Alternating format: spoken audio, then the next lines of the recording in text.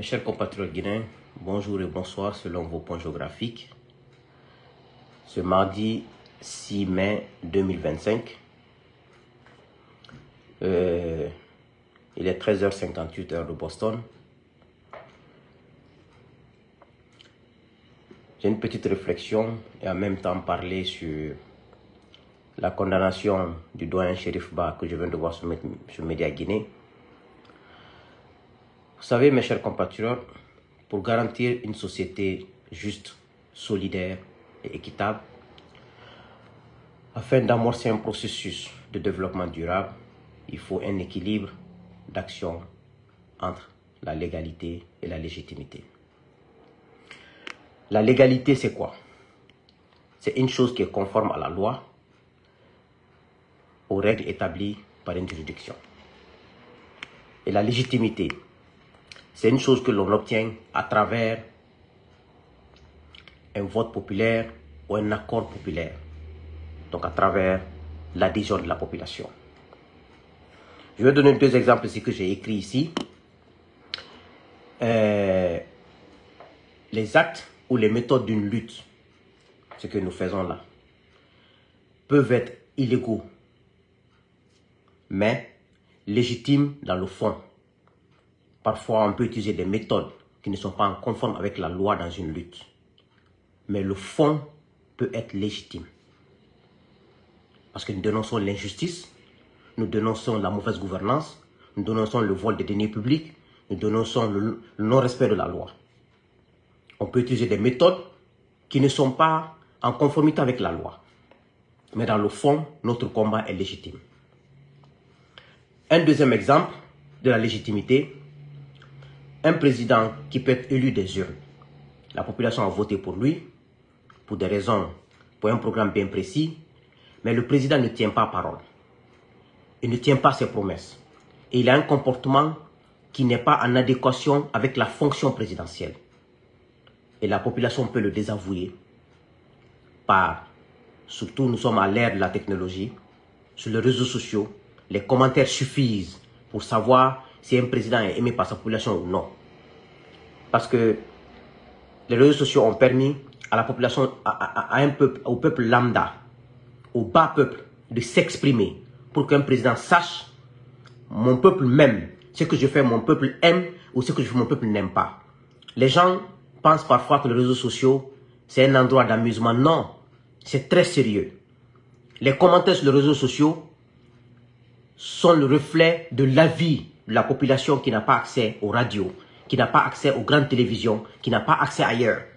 Par exemple, je vois aujourd'hui sur le site Figaro, le journal français Figaro et sur beaucoup, quand Macron s'exprime, sur 1000 commentaires, 800 sont contre lui. Ça veut dire que son peuple ne veut plus de lui. C'est un exemple que je donne. Donc c'est un endroit d'évaluation, les réseaux sociaux. Qu'on le veuille ou pas, nous sommes, avant, on ne pouvait pas évaluer ça parce que les radios étaient prises en otage par les hommes politiques, par les hommes au pouvoir, on ne pouvait rien savoir. Mais aujourd'hui, les gens peuvent faire une vidéo, donner son avis, écrire sur cette page Facebook, donc on peut évaluer. Quand Doumbouya venait d'arriver, un exemple, Doumbouya, quand on mettait sa photo, on mettait un commentaire, sur 2000 commentaires, 1800 ou 1900 étaient en faveur de Doumbouya.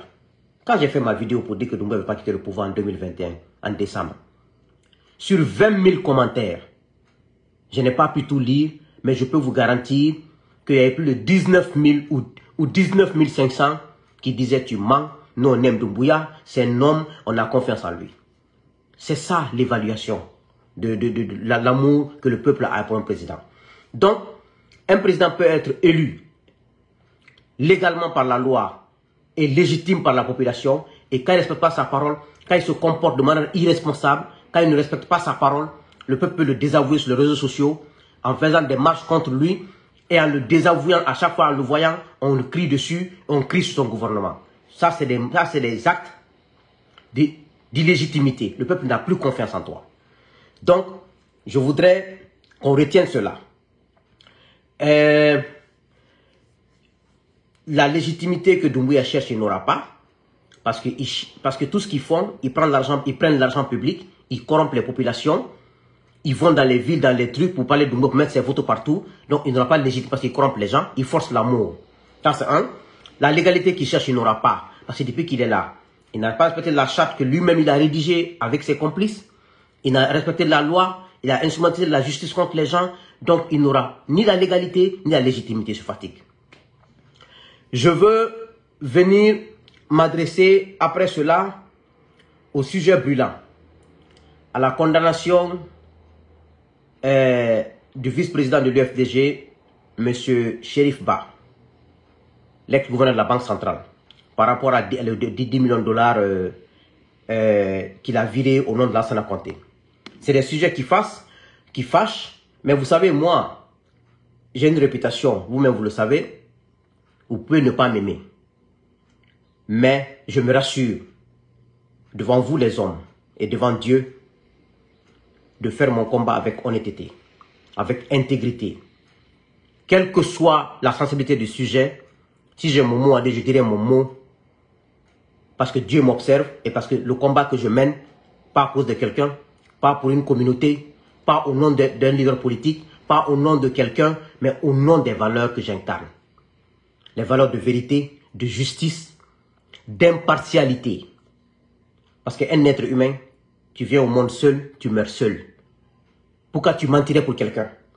Pourquoi moi je mentirais pour quelqu'un? Pourquoi je me mettrais du côté mauvais de l'histoire? Pourquoi je me mettrais du côté de l'injustice? À cause de quoi? De l'argent? Je ne mourrai pas avec l'argent. Je ne vais pas avec mes villas si je construis des villas. Donc, pour moi, seule la vérité est mon ami. Je vais lire vite fait. Je vais aller... j'ai vu sur Média Guinée aujourd'hui. Je vais vous le dire. Je crois qu'il y a quelques minutes. Il y a juste 1 heure de temps. Média Guinée a écrit. Krief. Détournement de 10 millions de dollars. Ibrahima Cherif Ba, ex-gouverneur de la Banque centrale de la République de Guinée, sous Lansana Conté, condamné. 1.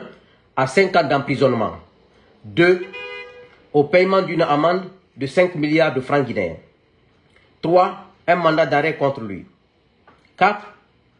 La justice ordonne au profit de l'État la confiscation de tous ses biens dont sa villa située à Lambani, ses parcelles à Lambani et à Nongo, Tadi, ses villas et immeubles situés à Koba et ses plantations sises à Koba.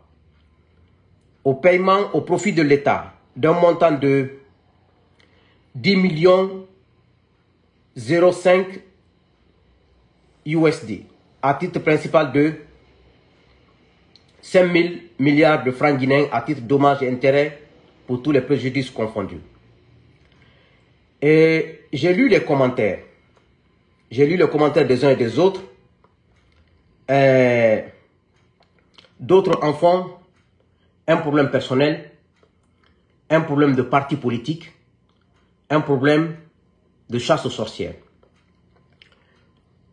On va s'entendre sur un principe. Nous menons un combat national, non un combat au nom d'un parti politique, non un combat au nom d'un leader politique, non un combat au nom d'une communauté. En tout cas, moi, c'est mon combat depuis 2016. Le 16 mai 2016, c'est mon combat pour la République, pour l'intérêt des Guinéens. Je peux me tromper dans le combat, je peux faire des erreurs dedans, en tant qu'être humain. Maintenant, après ce sujet, nous allons parler du sujet d'Ousmane Gawal Diallo et des gens qui font des articles parfois que j'ai lus, on va les vite faire. D'abord, nous savons tous aujourd'hui que la justice guinéenne, surtout la CRIEF qui a été mise en place et qui a créé un espoir, est aujourd'hui au service des militaires au pouvoir pour écarter les opposants, pour condamner ceux qui seraient des menaces. Nous sommes tous au courant. Ça, c'est même pas une information à donner ça. La CRIEF n'est pas crédible, elle ne sera pas crédible. Mais il y a un fait en place. Un fait. Le doyen Cherif Ba, que je respecte, qui a servi la Guinée en tant que gouverneur, qui a enseigné les Guinéens, c'est lui-même, en 2009, lorsque Dadis est venu au pouvoir, a reconnu devant Dadis, j'ai viré un montant de 10 millions de dollars aux États-Unis sur un compte d'une ONG par l'avis du président Lansana Conté. Dadis lui a demandé, je vous ai dit, les archives sont à la RTG. Il n'y a pas 30 ans de cela, les sont là-bas. Dadis lui a demandé, Monsieur Ba, vous pouvez faire ramener les 10 millions de dollars? Il dit oui, je peux faire ramener l'argent. Si les traces sont toujours à la banque centrale, il faut ramener les 10 millions de dollars. Ou si ce n'est pas là-bas, parce qu'on est à un niveau, le doyen Chérif Ba n'est pas une menace politique. Il est vieux, sa santé ne lui permet pas de faire de la politique, et il n'est même pas une menace politique pour qui que ce soit en Guinée. Son parti peut être une menace politique, l'UFDG, mais lui n'est pas une menace politique, en personne. Donc, le fait qui est là, l'argent qui a été viré, les 10 millions de dollars, c'est Doyen Chérif Ba qui a reconnu devant Dadis. J'ai viré 10 millions de dollars. Les archives sont à la RTG, je le répète encore. Donc, il peut ramener l'argent. Ça, c'est un fait. Mais l'autre fait que j'aime dans cette histoire, aujourd'hui, ils sont au pouvoir, ils ont les armes. Ils condamnent qui ils veulent, ils libèrent qui ils veulent. Parce qu'il y a des ministres qui ont été saisis par la CRIEF ici, qui ont volé, mais qui ont été relâchés. C'est les Charles White, les Ousmane Gawal, les qui, à un moment on a vu leur liste. Mais ce que j'aime dans cette affaire, tous les biens que Doumbouya a aujourd'hui, en 4 ans, il n'a pas hérité de ses grands-pères maternels ni paternels, il n'a pas hérité de son père, il n'a pas hérité, c'est pas lui-même qui a cherché l'argent pour le faire, l'argent de la Guinée. Les biens de Chérif ont été saisis, les biens de Doumbouya seront saisis. C'est-à-dire, c'est même pas ça, c'est pas de la politique, hein, c'est la réalité. Les biens de Amara seront saisis, les biens de Bala Samoa seront saisis, les biens de trucs seront saisis, parce que depuis 4 ans, ils ne font que s'enrichir. Même pas eux seulement, tous qui sont dans cette transition, leurs biens seront saisis. Donc pour moi, ça c'est même une bonne chose. Ce qui arrive au doyen Chérif Ba arrivera à tous qui gèrent cette transition. Il n'y a pas d'exception dedans. Parce que tous qui gouvernent ce pays, je parle même des présidents qui ont gouverné ce pays, dites-moi, un seul président dont le papa était millionnaire et milliardaire avant qu'il ne vienne au pouvoir. Dites-moi un seul président dont la famille était riche pour qu'il vienne au pouvoir pour être riche. C'est l'argent de la Guinée.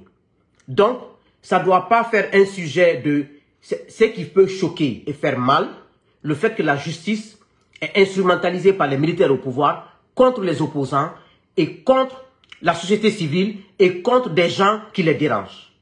C'est ça un fait. Mais le vrai fait, il y a 10 millions qui a été virés par le doyen Chérif Ba. Où est l'argent? Il n'a qu'à ramener l'argent. S'il a utilisé l'argent, il a tellement les moyens, il peut voir les moyens pour les rembourser. Et il a dit que c'est Lansana Conté qui lui a dit d'envoyer l'argent au compte d'une ONG. C'est lui qui l'a dit, moi je ne l'ai pas dit. Les preuves sont à la RTG. Donc ça c'est un fait. Maintenant, mais moi j'aime ça parce que ça nous permettra de faire ce qu'on peut faire. Donc, j'ai vu des commentaires sur la page de Média Guinée. Les gens disent, ah il faut organiser la lutte, il faut... C'est un combat national que nous faisons. Ce n'est pas un combat de parti politique, un combat d'une ethnie. Si c'était un combat d'une ethnie, moi je ne serais pas là aujourd'hui à m'attaquer du régime d'Alpha Condé, à m'attaquer du pouvoir de Doumbouya. J'allais juste fermer mes yeux, comme ce que font tout le monde, parce que tout le monde aime son ethnie, tout le monde aime sa communauté, tout le monde aime sa famille. Mais moi, ça ne m'intéresse pas. Ce n'est pas parce que toi tu as fait ça que moi je ferais ça. Moi je ne fais pas ça. Moi je ne suis pas un suiviste. Je ne suis pas un complexé, je ne suis pas un suiviste, on ne me manipule pas. Je fais ce qui est juste dans mon cœur et ce que Dieu me recommande de faire en termes de bien, en termes de justice, en termes d'impartialité. Et ce qui fait que je ne change pas et je ne changerai jamais par la grâce de Dieu. Le comportement de personne ne me fera changer. Personne. C'est seul Dieu qui peut changer mon comportement. Donc c'est pour cela que ça ne me dit rien. Quoi qu'on me dise, quoi qu'on me caricature, quoi qu'on me qualifie, je ne changerai pas par la grâce de Dieu parce que mon combat n'est pas contre une personne, non une communauté, ni un groupe, ni contre un militaire, c'est contre des valeurs et des principes de la République. Point barre. Donc, C'est un fait, cette affaire d'argent. Mais aujourd'hui, ce que Doumbouya a détourné, c'est plus de 10 millions de dollars. Donc ça, c'est même pas une histoire à truquer. Maintenant,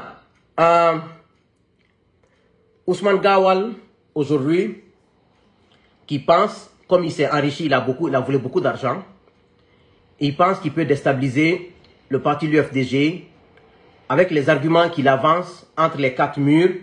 C'est qu'il a quand il approche les gens pour leur dire, cette loi a échoué, il ne peut plus rien, la justice est derrière lui, on a l'argent, il faut s'approcher du pouvoir. Si on s'approche du pouvoir, on peut s'enrichir, on va devenir président après Doumbouya. C'est ce qu'il est en train de dire à beaucoup de gens pour rapprocher, pour affaiblir l'UFDG. Mais Gawal oublie une chose.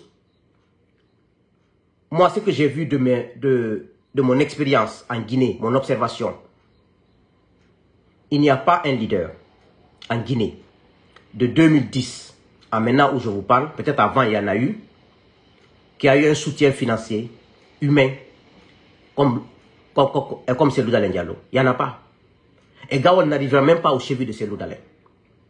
Tout ce qu'il fait là, comme il a volé beaucoup d'argent, il a utilisé les ministères où il était pour s'enrichir, il est en train de tromper les gens avec 5 000 $, 1 000 $, 2 000 $.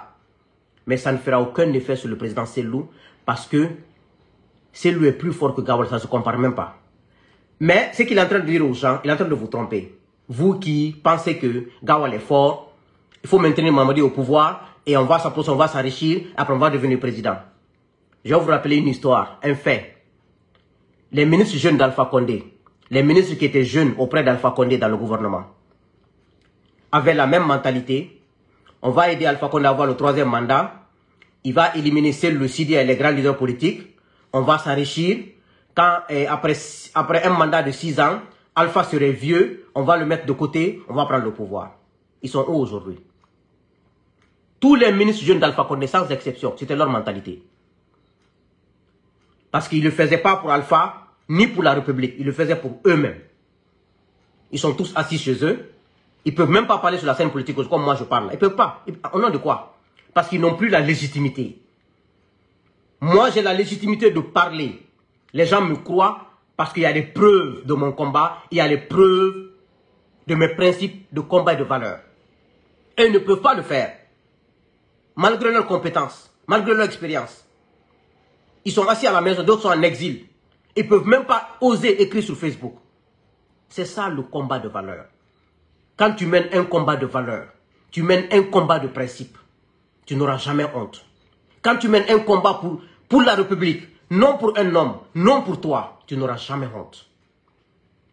C'est ce que je veux vous dire, les gens de ma génération. Donc Gawal se fatigue, et les gens qui le suivent se fatiguent, ils vont perdre, parce que Mamadi va tomber, Mamadi tombera, Mamadi ne pourra jamais gagner ce combat. Si Mamadi gagne ce combat, les gens qu'il a tués lors du coup d'État, les gens qu'il a tués depuis qu'il est là, les gens qu'il continue à tuer, les gens qu'il continue à emprisonner, les gens qu'il continue à écraser parce qu'il a la force. Moi, je vais dire que Dieu n'existe pas. Si Mamadi gagne ce combat. Donc, j'ai la paix du cœur. Je sais qu'il ne gagnera jamais ce combat. Si Mamadi gagne ce combat, c'est d'aller au pouvoir. Non, moi-même, je veux comprendre que je prie pour rien. Je prie pour rien. Ça, je peux vous le garantir. C'est pour cela que je n'ai même pas de doute. Donc, continuez à suivre Gawal à ses menteurs. Parce que Gawal, c'est un manipulateur, c'est un menteur. Un manipulateur et un menteur. Mais il ne pourra jamais gagner ce combat. Mais il continue à vous manipuler. Il continue à vous manipuler en disant... Mais il le fait dans le côté ethnique. Hein. Il le fait dans le sens ethnique. Ce qu'il dit entre les quatre murs là, il le fait dans le sens ethnique. Il ne le fait pas pour la nation. Hein. Ni pour Mamadi. Hein. Il le fait dans le sens ethnique. Il veut que les gens s'approchent. On s'enrichit, après on a le pouvoir. Mais on a un exemple sous nos yeux. Même les Kachori, les Damaro, eux tous, ils ont accompagné Alpha Condé. Pourquoi? Pour eux, Alpha, après 6 ans, un autre 6 ans, il va affaiblir, ils vont le mettre de côté, et aussi ils vont venir au pouvoir. Eux, ils étaient en rivalité avec les jeunes ministres d'Alpha Condé. Voici l'histoire. C'est rien d'autre. C'est pour cela que je n'ai aucun état d'âme envers les ministres jeunes d'Alpha Condé et les ministres d'Alpha Condé. Mais s'ils subissent l'injustice, je vais dénoncer. Mais le sort qu'ils ont aujourd'hui, ils méritent leur sort.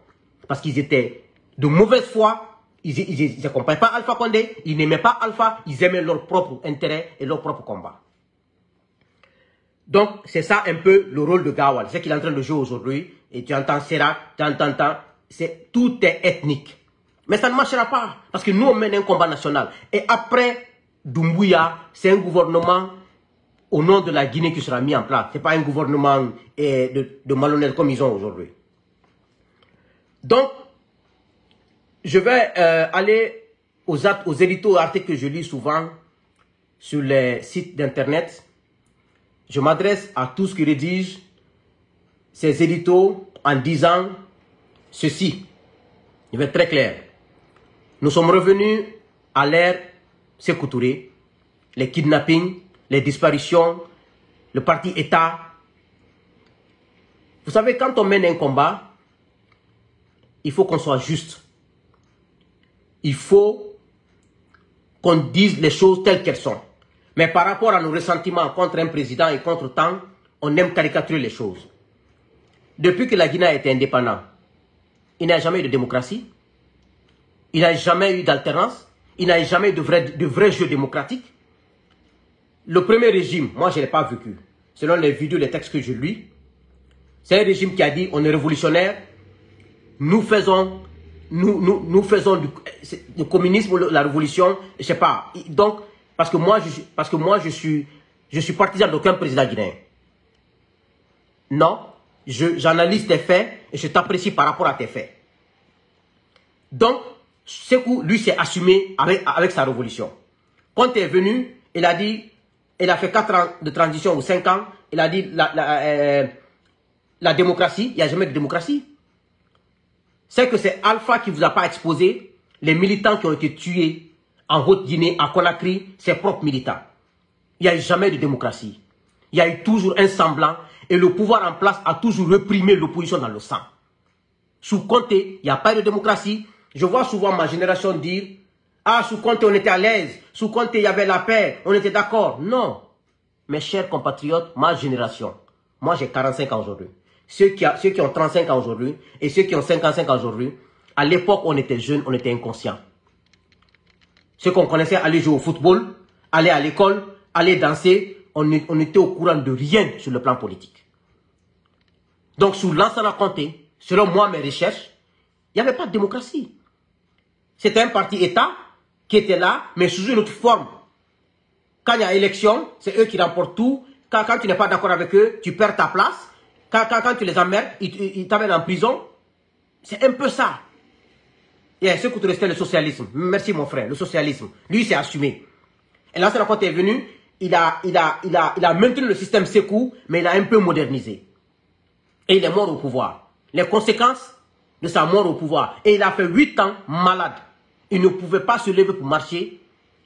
Mais ils ont maintenu la nation avec un président malade. On a eu Dadi Sékouba comme président. C'est-à-dire, quand vous faites vos éditos, le fait de s'acharner contre Sékou Touré, ça force le combat. Moi, vous voyez, je ne parle jamais de Sékou ni de truc. Je parle d'Alpha, le président, parce que je me dis que lui pouvait donner la démocratie en cédant le fauteuil avec une élection. C'est pour ça que je parle d'eux. Parce que si je passe mon temps à parler de Sékou Touré, à parler de Conté, mais je vais échouer dans mon combat, parce que mon énergie sera là-bas. Ce qui m'intéresse, comment améliorer ce présent, préparer le futur. Mais vous prenez vos énergies, vous prenez tout, vous mettez sous Sékou, sur le régime de Sékou, ça va vous faire quoi? Ça ne changera pas la donne, ça ne va pas vous améliorer, ça ne va pas faire avancer la Guinée. Ce qui doit faire avancer la Guinée, ceux qui nous piétinent, on doit les piétiner. Ceux qui nous excluent, on doit les exclure. Ceux qui nous combattent, on doit les combattre dans ce présent. Parce que qui d'entre nous sait qui va mourir demain? Personne ne sait. Qui sait avant août qui sera en vie entre nous? Même si on est en vie, avant le mois d'août, qui sera malade? Personne ne sait qui sera malade avant nous, entre nous. Donc, les gens qui nous piétinent aujourd'hui, les gens qui nous considèrent comme des sous-guinéens, considérons-les comme des sous-guinéens. Combattons-les. Les gens qui nous considèrent qu'on n'est pas guinéens, que c'est eux les Guinéens. Les gens qui veulent nous saboter, qui veulent mettre notre combat à l'eau, mettons leur combat à l'eau. C'est comme ça qu'on doit agir. Mais à chaque fois, vous n'avez pas d'argument, vous allez Sékou Touré, Sékou Touré, Sékou Touré. Sékou Touré est mort il y a 41 ans. Vous pensez que en attaquant Sékou, ça va faire revenir Sékou Touré? Ça va faire changer la Guinée? Ça va vous donner à manger? Ça donnera à manger à personne. Il n'y a eu jamais de démocratie en Guinée, il n'y a eu jamais un état de droit en Guinée. Jamais. S'il y avait un état de droit en Guinée, on n'allait pas avoir ces présidents qu'on a eu là. Parce que la justice allait être forte, la loi allait être forte, et les militaires n'allaient pas oser prendre les armes, tuer les gens et prendre le pouvoir. Donc, si vous voulez, il faut qu'on se batte pour la nation. Non pour stigmatiser un président, stigmatiser un régime, stigmatiser tant. Si c'était en principe ça, mais moi j'étais la personne, la première dame, l'ex-femme d'Alpha Condé, c'était ma tante. La cousine directe de ma mère, elle marchait avec la grande soeur du même père de ma mère. Celle qui me considérait comme son fils unique dans la famille. Mais à cause d'elle, j'allais abandonner le combat, la suivre, la fermer. Mais je refuse. Je ne mène pas un combat pour une famille. Je ne mène pas un combat pour un parent. Je le mène pour mes valeurs et pour les valeurs de la République. Donc, pour ne rien au monde, je ne changerai. Et même Doumbouya là, selon mes enquêtes, la mère de Doumbouya est parentée à la famille de ma mère. Très direct. Et beaucoup de cousines directes de ma mère sont dans cette transition. Si je veux voir Doumbouya aujourd'hui, c'est à la seconde que je vais le voir. Parce que toutes ces affaires sont dans les mains des cousines directes de ma mère. Des cousines directes de ma mère de Kindia de Wondima.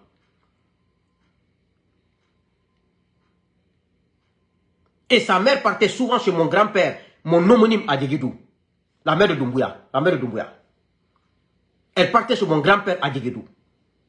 Donc je suis de cette famille. Je pouvais, par tous les moyens, intégrer cette transition. Mais je refuse de m'associer à la mauvaise gouvernance. Je refuse de m'associer à l'injustice. Je refuse de m'associer à l'exclusion, à l'immoralité. Je ne m'associerai pas à ça. Je préfère rester dans mon coin là, de pauvreté, mais au moins je dors tranquille. Au moins je vis tranquille. Au moins Dieu sait que je ne m'associe pas à ce qu'il a interdit. L'injustice, le mensonge, la trahison, l'exclusion et l'enrichissement illicite. Au moins je suis en paix. Donc, c'est ce que j'avais à dire rapidement pour mettre les choses au clair. C'est vrai, c'est une justice téléguidée. C'est une justice manipulée contre les opposants, la CRIEF. Mais la vérité est que le doyen Shérif Ba, que je respecte, il y a les traces à la Banque centrale, un transfert de 10 millions de dollars aux États-Unis. C'est simple. Quand tu ne transfères pas, personne ne dira qu'il n'a pas été le seul gouverneur de la Banque centrale. Il y a eu des gouverneurs avant lui, il y a eu des gouverneurs après lui. Si on voit les traces, ils vont le dire. Les militaires sont des opportunistes. C'est ça la vérité. Que Dieu bénisse la Guinée. Que Dieu vous bénisse. J'espère que je me suis débrouillé bien parce que la parole n'est pas facile. Chaque fois, la caméra, ça te donne de la trouille. Et parfois, tu oublies des mots, tu oublies des choses. Et que Dieu nous bénisse. Inch'Allah, on gagnera le combat. Doumbouya ne peut pas gagner le combat. On ne peut pas gagner le combat, non. On ne peut pas. Je vous remercie.